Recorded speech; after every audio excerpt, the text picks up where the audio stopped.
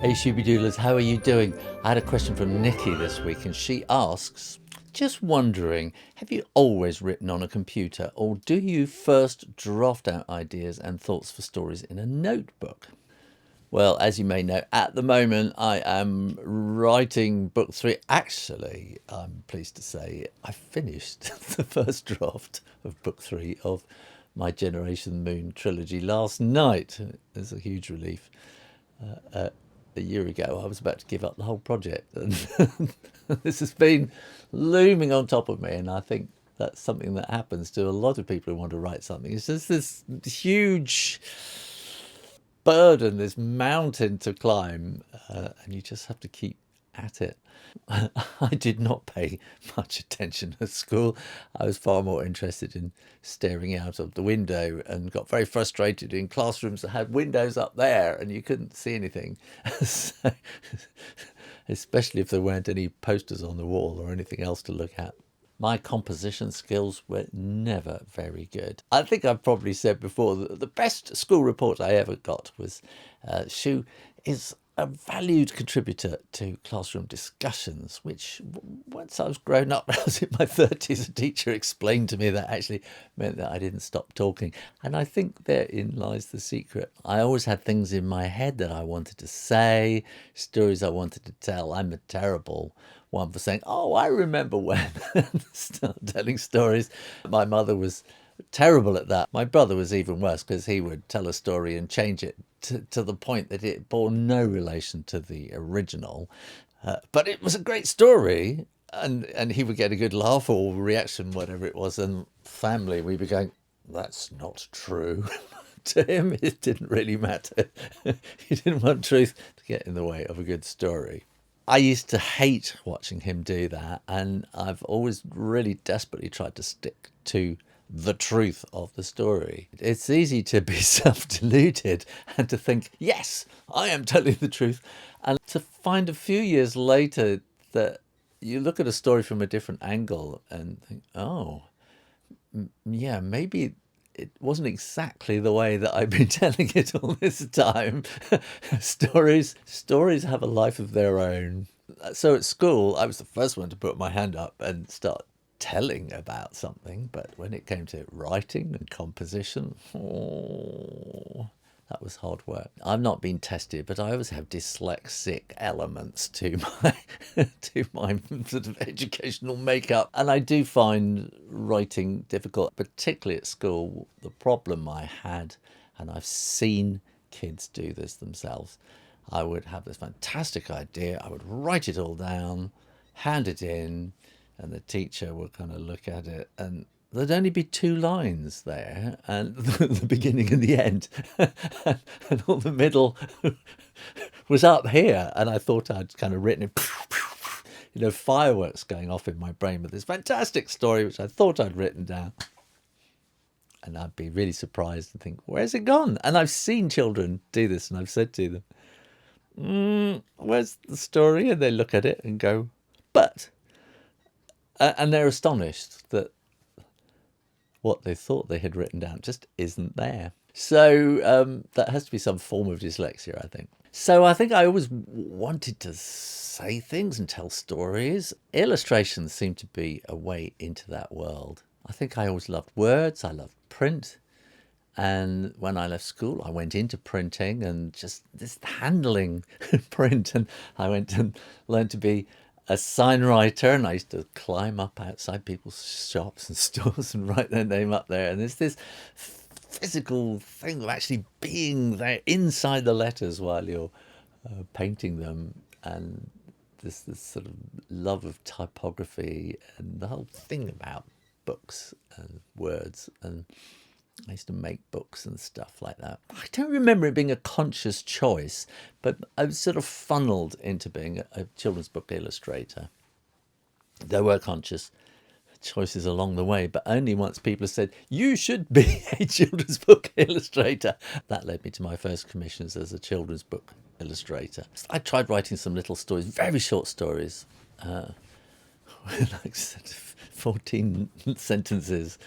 Because I thought that's how you might start, and that's got to be easy, right?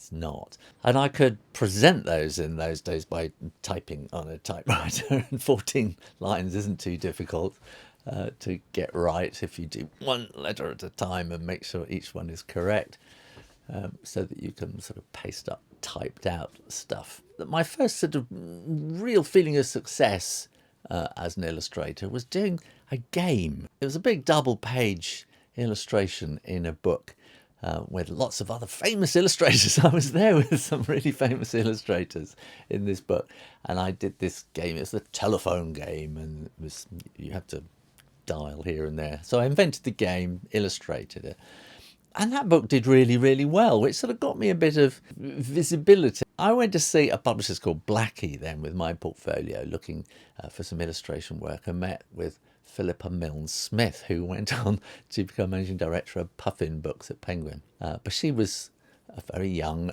new editor at the time, and she sort of tucked me under her wing and sort of said, "Oh, yeah, maybe we should do some more of these games books. How do you feel about that?" Oh, yes. So I did my own games book, which is Gruesome Games. And then I did another, which was games from the 21st century, all set in space and stuff. And in the meantime, I got to know Philippa. Back in those days, publishing was great because you would sort of get a meeting at about sort of 12 o'clock. So I was coming all the way from Wales to the 4 or 5 hour journey. Get to London, get to Philippa, and she said, "Right, let's go for lunch." And we'd have these great long lunches where we sit and chat about life, the universe, everything, ideas. And then one day she said to me, "You should have a go at writing a book." I went, "Mm."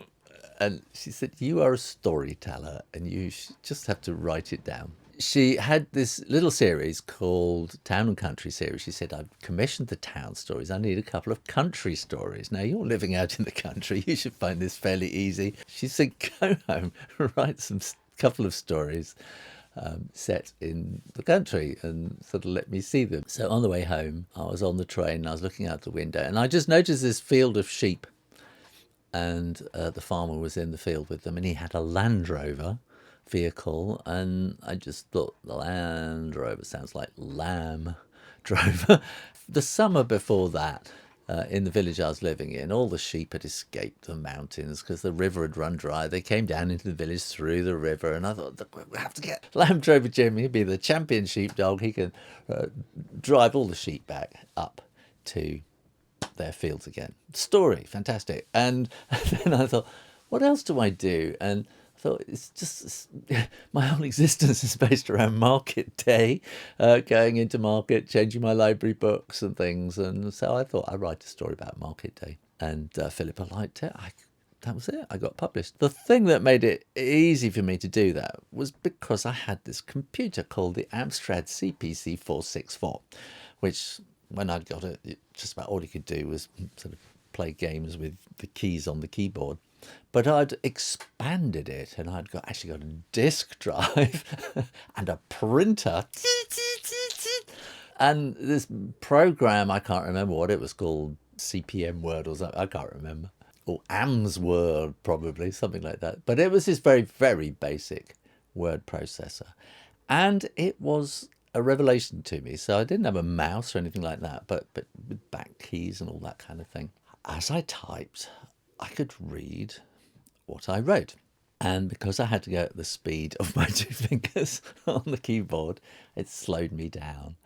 And I found that I could sort of write long bits, and I could go back over and I could check the spelling and cut bits and paste bits and move things around and edit. And that just changed everything for me. And suddenly I thought, I can write. And it was the computer that did it. I still didn't really know how to write. It was all a bit of a mystery. Start at the beginning and see what happens at the end. And then I've told this story before. I was commissioned to illustrate a book that had been written by Michael Morpurgo. Now Sir Michael Morpurgo. He's incredibly famous. He was sort of beginning his career at the time. And it was about a cat on a farm who was too old and he was going to get kicked out because he was no use anymore. And all the animals loved him, so they all came up with a plan to save him, etc. And I was given this incredible freedom as an illustrator. They just said, just do what you like. You can write new extra little bits in, and it was this new way. It was because of computers. It was desktop publishing, allowed us to do all sorts of things we hadn't been able to do before with old hot type and everything.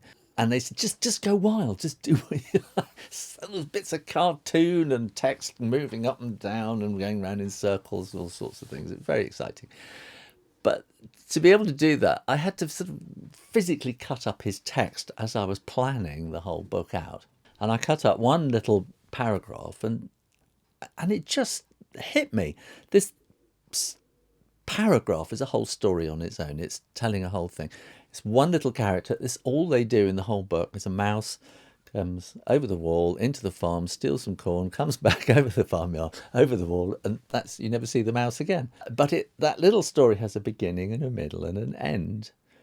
It's a complete story. And I thought, oh, beginning, middle, and an end. They said something about that at school. I looked at the whole story and I realised that there's a whole farmyard, load of characters in this story. And Michael Morbago is a very clever writer.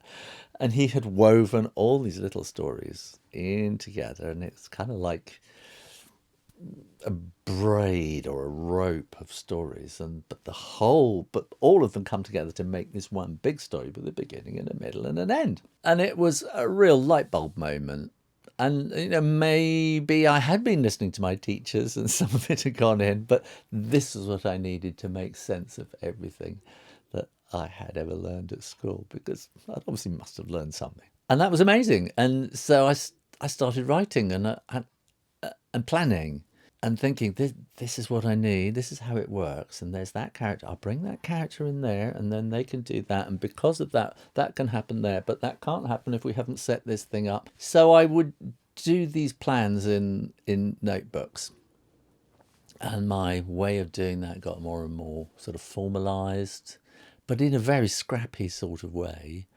And then I would just put this sort of scrappy plan next to me on the keyboard and just start writing. Sometimes things would happen and I'd go off, and something new would happen and the story would change and you weren't quite sure how it was going. But it was having that plan there was a guide to get you going.